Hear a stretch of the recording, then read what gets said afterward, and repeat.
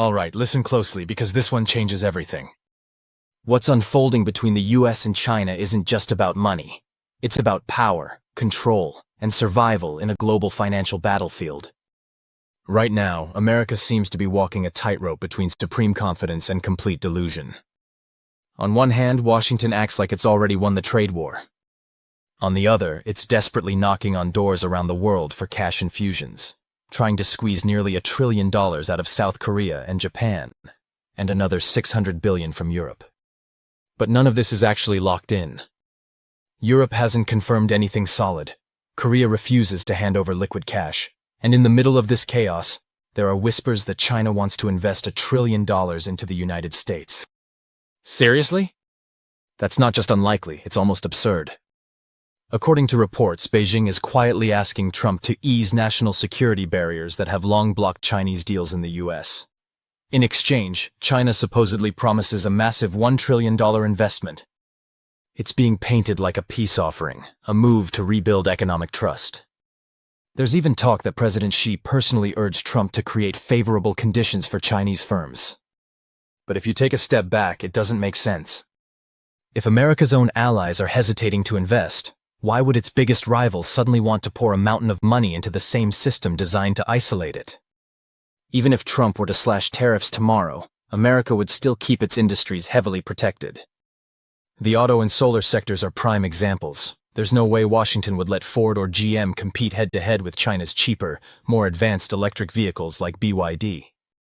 And let's not even start on semiconductors, the heart of modern technology and the center of this economic war. The chances of the US lifting its global restrictions on chips and high-tech exports to China? Practically zero. This isn't a trade disagreement anymore. It's a battle for technological dominance, and America isn't about to hand China a lifeline. Since the trade war first erupted in 2018, Chinese investments into the US haven't just declined, they've fallen off a cliff. From nearly $60 billion in deals per year down to barely $2 billion in 2025. That's not a slowdown, it's a total collapse. And it's not hard to see why. US tariff policy changes with every tweet, sanctions come out of nowhere, and after the way Russian assets were frozen worldwide, Chinese investors know their money in America can never be fully safe. TikTok's forced divestment was a warning to everyone. If Washington can strong-arm one of the most successful Chinese tech firms in the world, what's stopping it from targeting others? Beijing saw the writing on the wall months ago. In April, the Chinese government officially restricted outbound investments into the United States, citing national security concerns. The message was clear: America is no longer a safe playground for Chinese capital. Remember the uproar over Chinese farmland ownership in the US? Or the political panic about Chinese ports and logistics interests near the Panama Canal? These weren't isolated events. They were signs of a growing paranoia that anything Chinese on US soil is a threat. Now, while Japan or Korea worry about returns on their investments, China faces something far riskier: confiscation. Look at Missouri's March ruling, where the state floated the idea of seizing Chinese-owned farmland as part of a $24 billion judgment tied to pandemic damages. That's not just rhetoric, that's legal groundwork being laid for future asset seizures. If that precedent spreads, every Chinese investment in the US becomes a potential hostage. So why would Beijing ever risk $1 trillion under those conditions? The idea sounds like a fantasy. Could it happen? Technically, yes, but under terms so restrictive it wouldn't be worth doing. Look at TikTok again. Even though its algorithm remains Chinese, the business itself has been stripped of control. ByteDance and its Chinese shareholders now hold less than 20%, while 6 out of 7 board seats are occupied by US national security advisors and cybersecurity specialists. That's not partnership, that's surveillance in disguise. Imagine the same thing happening to Chinese automakers, chip firms, or energy investors. Every venture would come with a built-in leash. That's why the $1 trillion claim is impossible to take seriously. Even America's closest allies are unwilling to hand Trump cash with no strings attached. Japan and South Korea only offered loans, money that must be repaid. For China, even offering loans would be a strategic blunder. If Trump somehow got his hands on $1 trillion in Chinese funding, where do you think that capital would end up? Straight into the very industries meant to outcompete China: AI, chips, data infrastructure, and defense. The US currently dominates the global data ecosystem. It runs over 5,300 data centers compared to fewer than 500 in China. Pouring Chinese money into that system would only make America's lead unshakable. It's like fueling the engine that's driving your own competition. Meanwhile, China's domestic advantages, cheaper power, affordable labor, and lower borrowing costs, make it far smarter to keep that money at home. And that's exactly what Beijing is doing.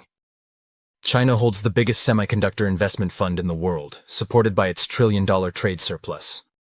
It has already allocated over $142 billion to strengthen its chip manufacturing ecosystem, not just to boost giants like SMIC and Huawei, but to develop the entire supply chain around them. That's more funding than what the US, EU, and Taiwan have combined. Why would a country with that much momentum suddenly hand its resources to its rival? So who's really spreading this "China will invest $1 trillion in the US" story?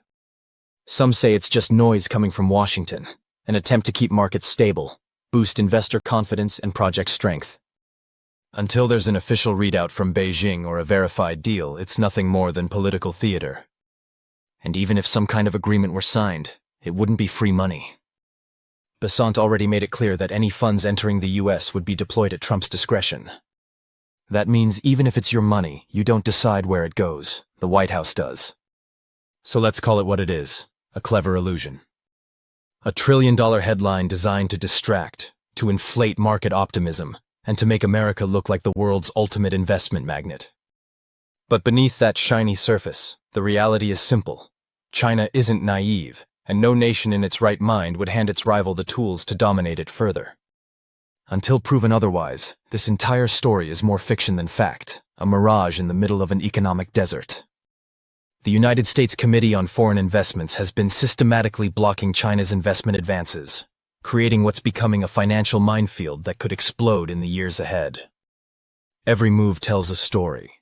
The rejection of Jack Ma's attempt to buy MoneyGram, the removal of a Chinese crypto mining company near a US military base, and countless others, all justified under the convenient excuse of national security.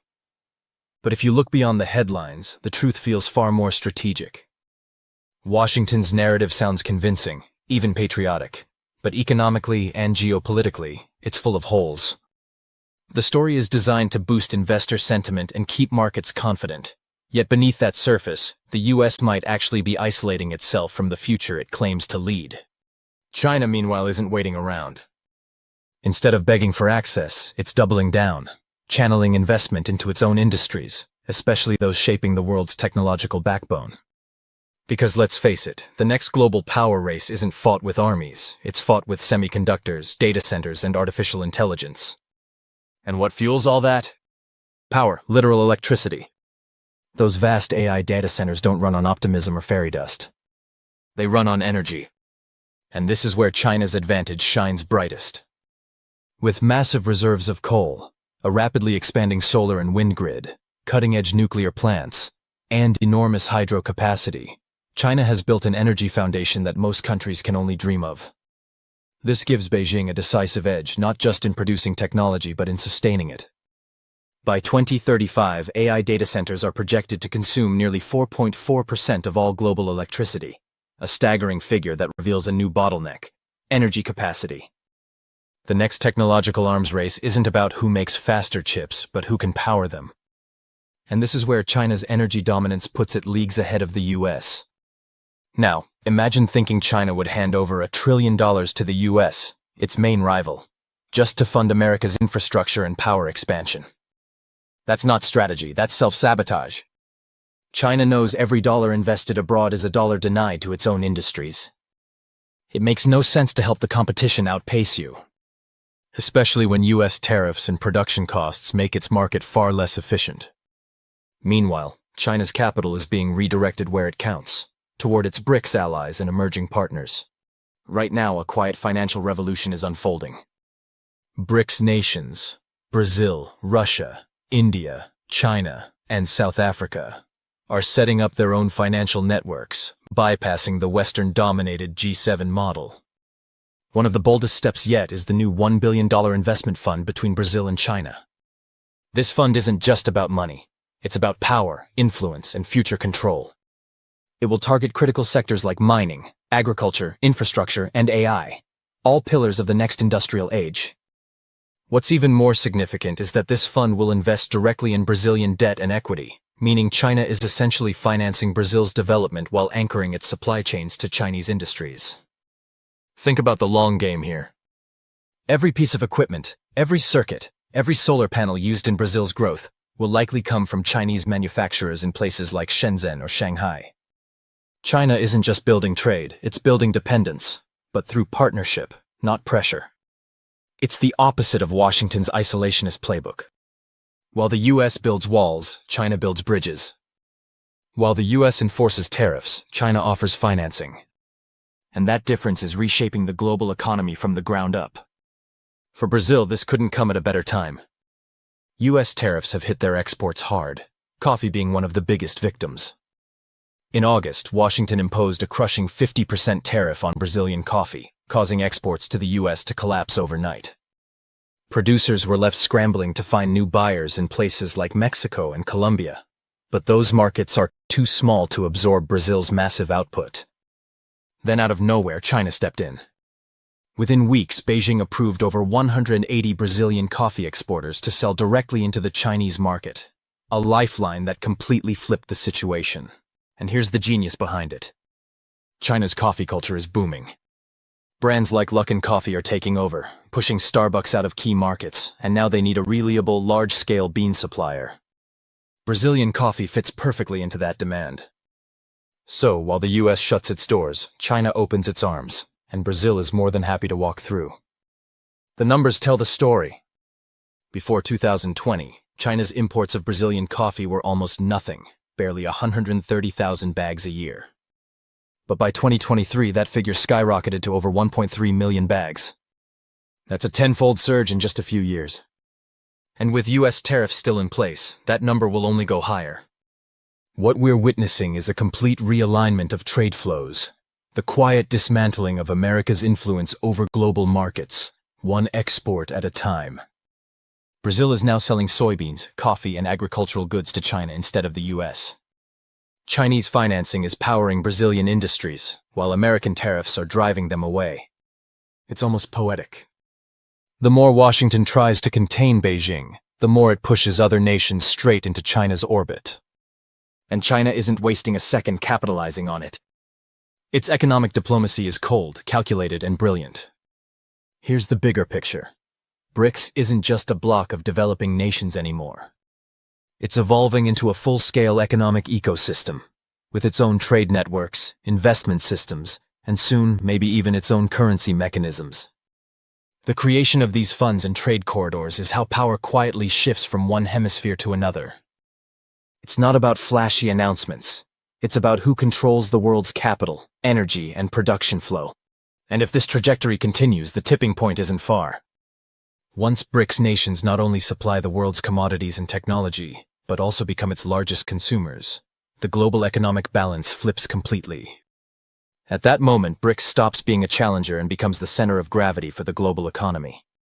So ask yourself, will China really hand over $1 trillion to help the US grow stronger? Or will it keep using its capital to fuel a new multipolar world where BRICS nations rise together and the G7 slowly fades? The answer feels obvious. The shift is already happening, and the numbers don't lie. Let me know your thoughts below. Do you think BRICS can truly dethrone the G7 in the next decade? And can China's strategy of building partnerships over pressure actually reshape global trade forever? Stay sharp, stay informed, and don't forget to hit like and subscribe, because the world is changing faster than anyone expected, and this is just the beginning.